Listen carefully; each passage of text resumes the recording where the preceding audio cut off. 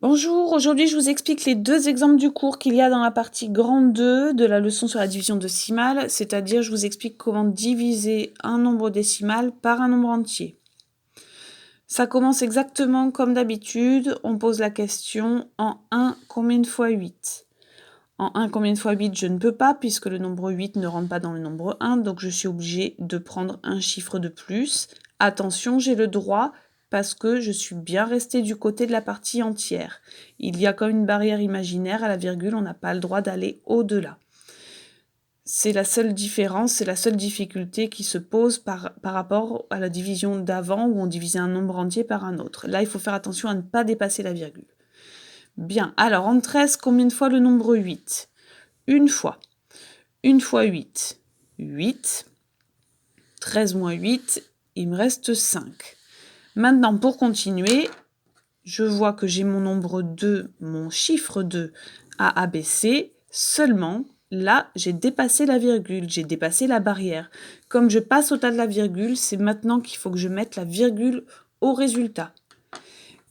Avant de me poser la question, dans 52, combien de fois 8 ? Dans 52, combien de fois 8 ? Combien de fois je peux rentrer le nombre 8 ? 6 fois. 6 fois 8, 48. C'est le plus proche dans la table de 8 de 52, sans dépasser 52. Et 52 moins 48, il me reste 4. Je n'ai pas terminé puisque je n'ai pas 0 au résultat. Donc j'abaisse un 0 comme je faisais avant dans les divisions décimales avec les nombres entiers. J'ai le droit d'abaisser un 0, je rappelle, puisque c'est le 0 des centièmes, qui était un 0 inutile, c'est pour ça qu'il n'était pas écrit, mais il existe. Ici, dans les parties décimales, on a des 0 à l'infini. Donc on peut descendre des 0 aussi souvent qu'il le faudra. Dans 40, combien de fois 8 ? 5 fois. 5 fois 8, 40. Et 40 moins 40, il me reste 0. Il me reste 0, donc j'ai terminé mon opération et je peux marquer que 13,2 divisé par 8 est égal à 1,65. Ça, c'est la réponse pour le calcul en ligne.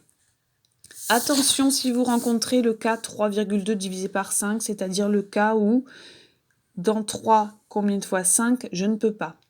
Dans 3, je ne peux pas rentrer le nombre 5. Et j'ai pas le droit de prendre 32 puisqu'on a dit qu'ici, il y avait une barrière.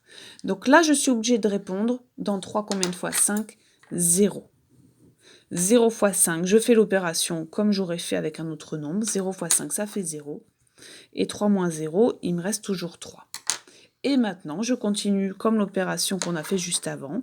J'abaisse le 2, mais comme je suis passée derrière la virgule, je mets la virgule au résultat.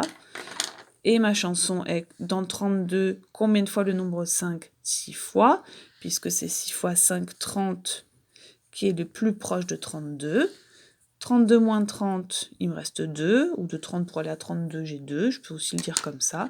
Comme j'ai 2, un reste qui n'est pas 0, je suis obligée de continuer. J'abaisse un 0. Dans 20, combien de fois 5 ? 4 fois. 4 fois 5, ça fait 20. Et là, 20 moins 20, 0. J'ai terminé. La réponse, c'est que 3,2 divisé par 5 est égal à 0,64. J'aurais pu vous mettre un troisième exemple où la division du nombre décimal par un nombre entier ne tombe pas juste. Et dans ce cas-là, si ça tombe pas juste, on s'arrête au premier chiffre et on met environ égal et au dixième près pour la petite phrase réponse. J'espère que ça vous ira. Si vous avez malgré tout des questions, n'hésitez pas à me contacter par Pronote. Bon courage!